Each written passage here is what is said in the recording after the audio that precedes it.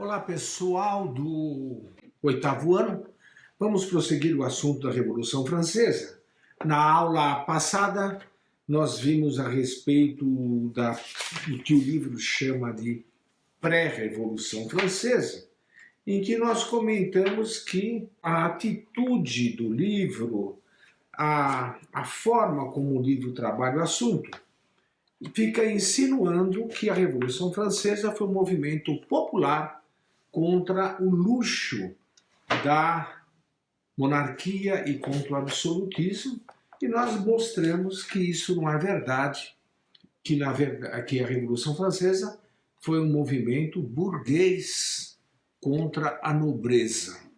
A burguesia queria tomar o lugar da nobreza e não um movimento popular. Nós falamos, inclusive, que quando o povo começou a participar da Revolução, que foi muito mais tarde, foi só depois da morte do rei, o povo apoiou o rei e não a Revolução. Houve grandes revoltas populares na França, houve mesmo, contra a Revolução Francesa e não a favor dela. Muito bem, vamos então agora na página 96. O livro de vocês está tratando, na página 95 e 96, tá? Na página 95, o livro fala da falência do Estado francês e na página 96, o capítulo chama-se A Revolução Bate à Porta, e então o livro vai conduzir o assunto para o início imediato da Revolução Francesa, que foi a reunião de uma assembleia chamada os Estados Gerais, tá bem? Vamos lá. Na página 95, quando se fala do Estado francês falido, o capítulo trata assim: os altos custos, tanto da vida luxuosa da nobreza, quanto da centralização do poder nas mãos do rei absolutista, foram prejudiciais para o Estado francês. Uma série de más decisões, somada a um histórico de monarcas que não conseguiam administrar a economia, levou o país a uma dívida enorme, pois os gastos do Estado eram maiores que a arrecadação de tributos.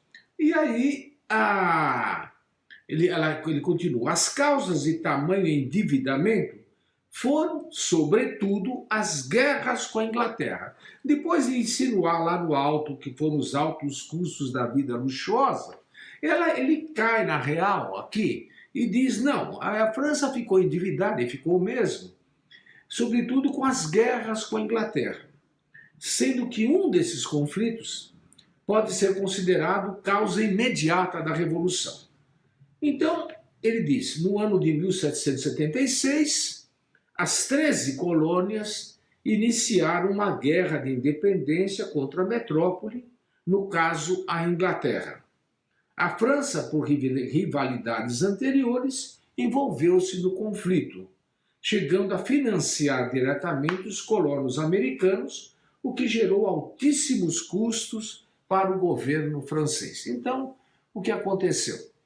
As colônias inglesas da América do Norte, vocês sabem, nós já vimos isso, a independência dos Estados Unidos, né? As 13 colônias se revoltaram contra a Inglaterra, em nome do iluminismo, em nome das ideias iluministas, etc. E lá, então, eles proclamaram a existência de um país novo, que eles chamaram de Estados Unidos da América, né? Estados Unidos da América do Norte. E a França ajudou essa independência. A França, de certa forma, financiou os norte-americanos na luta contra os ingleses. E nisso o investimento que a França fez foi muito grande. A França, então, podia se abster disso, mas em nome do iluminismo, em nome das ideias iluministas, o governo francês, ou seja, o rei Luís XVI e todo o aparato governamental francês, a nobreza, portanto, apoiou a Revolução Norte-Americana. Veja, a nobreza francesa apoiou, em nome do iluminismo, a Revolução Norte-Americana. Depois a nobreza vai ser derrubada em nome do iluminismo também. Dá para entender, né? Quer dizer, as consequências da Revolução Iluminista uma das consequências da Revolução Iluminista foi exatamente acabar, né? Liquidar os primeiros defensores dela, que foram os próprios nobres da França, né? E aí, então, dada essa situação terrível de dívida e endividamento do Estado, o rei Luís XVI resolve convocar uma assembleia. Essa assembleia, que se convocava muito raramente na França, se chamava os Estados Gerais. Era uma reunião em que vinham para a capital, no caso viriam para Versalhes, que agora era a sede do governo, não era mais Paris, era uma cidadezinha do lado de Paris, né, Versalhes, onde estava o Palácio Real.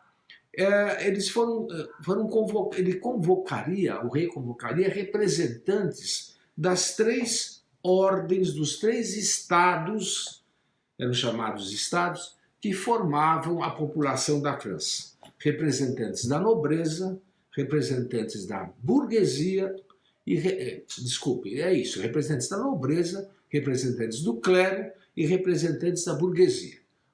O clero era o primeiro estado, a nobreza era o segundo estado e a burguesia era chamada o terceiro estado. Na verdade, o terceiro estado devia abranger também o povão. Então, quando se falava terceiro estado, se falava burguesia e povo. Mas, na verdade, nessa assembleia, não havia representante do povo. Embora o povo fosse 90% da população da França, não havia no terceiro estado nenhum representante do povo. Havia representantes da burguesia, isso sim. 200 representantes da burguesia, o dobro dos representantes do clero e o dobro dos representantes da nobreza que se reuniram lá. Qual era a intenção dessa reunião? Por que o rei convocou essa reunião? Ele convocou para tratar dos problemas financeiros. Já que era um problema financeiro o que estava incomodando todo mundo, ele convoca essa reunião para tratar dos problemas financeiros, e da suposta indignação do povo, contra esses abusos na cobrança do imposto. Muito bem, então era para isso que essa Assembleia deveria se reunir, e não para outra coisa. E aí, então, o livro de vocês mostra aqui o começo da reunião dos Estados Gerais e diz aqui: os Estados Gerais aumentam o clima de tensão.